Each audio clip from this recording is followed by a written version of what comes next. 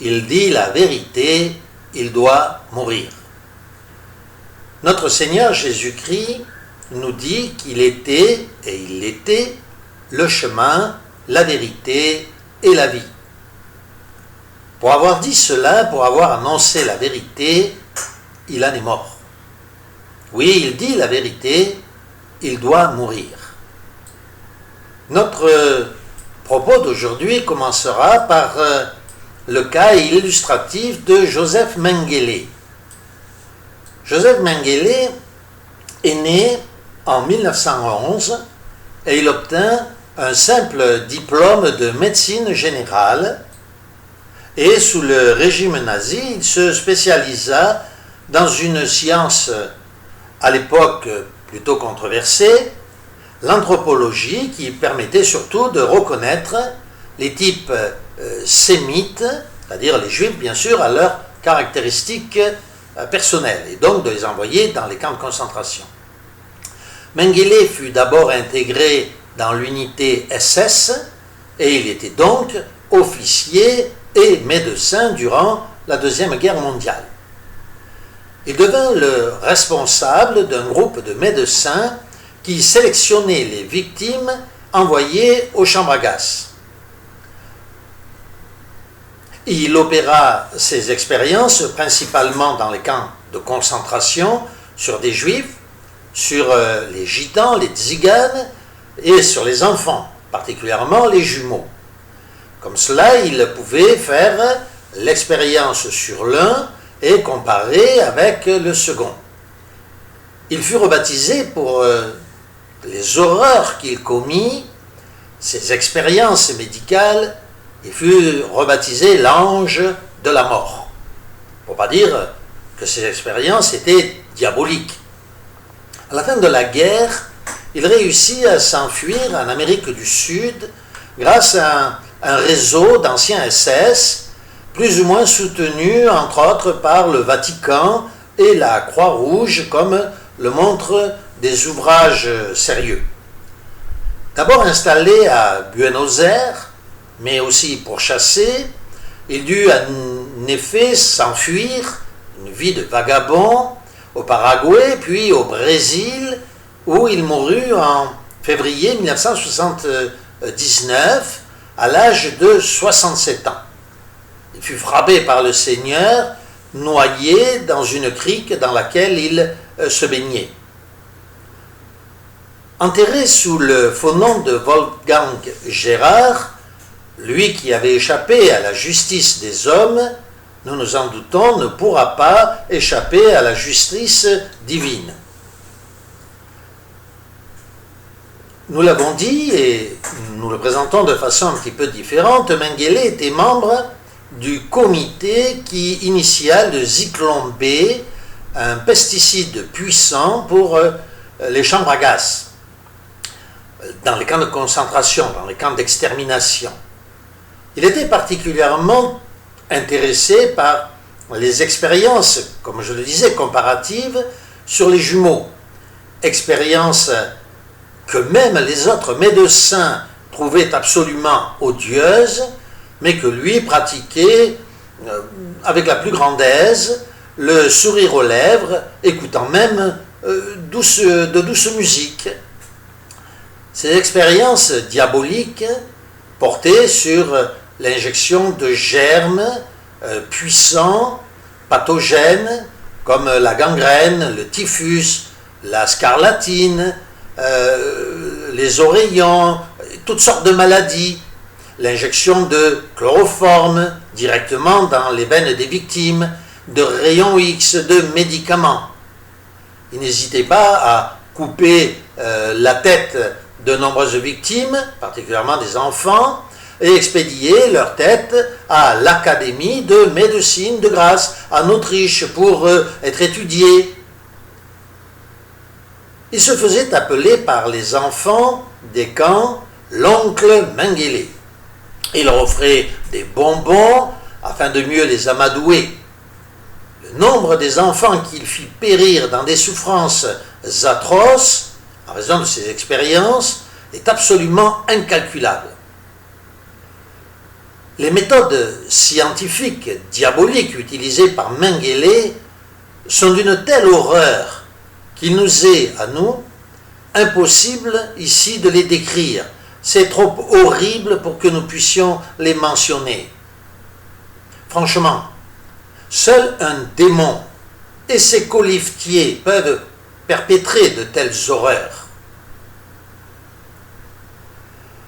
Comme nous le comprenons aisément, Mengele n'aurait jamais pu réaliser ces monstrueux dessins sans le concours et l'aide de médecins qui, pourtant, le jour de leur diplôme, avaient juré de servir l'humanité, de travailler à la guérison des malades les plus faibles, et qui s'étaient pourtant, sous l'impulsion d'une idéologie quasi religieuse et fanatique, transformés en des bêtes fauves, sans morale ni conscience. Le gouvernement tout entier, le gouvernement de l'Allemagne, glorifiait son action. La presse l'acclamait, répandait son esprit nauséabond, et celui d'ailleurs de toute cette Allemagne nazie de l'époque, sur le peuple endormi. Pour sa contribution à la science, contribution bien sûr, nous le comprenons entre guillemets, Mengele reçut même du gouvernement allemand la croix du mérite militaire. Alors frères et sœurs, car cette vidéo ne s'adresse qu'aux chrétiens et à personne d'autre. C'est une vidéo privée. Frères et sœurs, je pose la question. Se pourrait-il que de nos jours, de telles choses puissent se reproduire? Et cela dans d'autres pays que l'Allemagne? C'est comme on le dit, l'histoire est un éternel recommencement. Alors oui, assurément. Les noms de doctrine changent. Les motivations et les méthodes sont toujours les mêmes. Le diable ne change pas. L'URSS a eu et a connu les goulags, l'extermination des masses innocentes, les déportations vers la Sibérie, les asiles psychiatriques pour les opposants, la prison, l'exécution des victimes désignées. La Chine et la Corée du Nord ont été accusées des mêmes crimes et connaissent d'ailleurs aujourd'hui encore des heures bien sombres. Oui, l'argent, l'industrie, le commerce international, la gloire, la politique, les intérêts nationaux, les idéologies telles que la franc-maçonnerie, l'athéisme, le nationalisme, le djihad, la libération sexuelle, corrompent souvent l'âme des élites, les transformant en de monstrueux individus capables, au nom de leur doctrine, des pires exactions.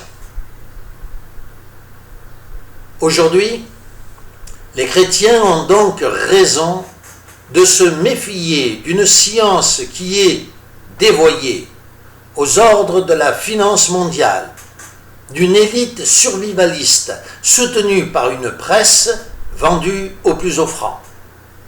En France, les lois vieilles de plusieurs siècles sont bafouées d'un revers de main au nom de la médecine ou de la protection des masses. Les décrets remplacent la loi. Les récalcitrants sont mis au banc de la société, insultés, taxés de complotisme, taxés d'amendes colossales, privés de leurs revenus et de leurs biens, placés en garde à vue, emprisonnés, envoyés dans des asiles psychiatriques. Voilà ce qui se passe actuellement en France et en Europe. Au nom de la liberté, on emprisonne les contestataires. Au nom de la santé, on inocule des drogues expérimentales.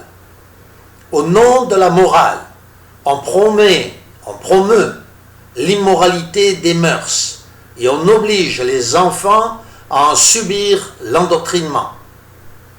Au nom de la protection des enfants, on retire les droits parentaux. Au nom de la liberté de presse, on fait taire les philosophes et on ferme la bouche des chrétiens. Oui, en France et dans l'Europe tout entière d'aujourd'hui, il ne fait pas bon de dire la vérité. Il dit la vérité, il doit mourir. Chrétien, qui que tu sois, rappelle-toi des paroles de Jésus, « Je suis le chemin, la vérité et la vie », raison pour laquelle il mourut. Si toi aujourd'hui, tu veux dire la vérité, assurément, tu en subiras les conséquences. Sois courageux et fort. Comme le dit la parole de Dieu à Josué, dans le chapitre 1er à partir du verset 8, « Sois courageux et fort ». Et à 3 reprises, l'ange dit à Josué, « Tu feras traverser ce peuple, c'est-à-dire ta famille, ceux que tu auras enseignés, si tu es courageux et fort. » Par 3 fois, l'ange répète cette phrase, « Sois courageux et fort ». Oui, peut-être, si tu dis la vérité, tu mourras quant à ce monde, mais nous, chrétiens, nous savons que nous avons la vie éternelle. Merci Seigneur.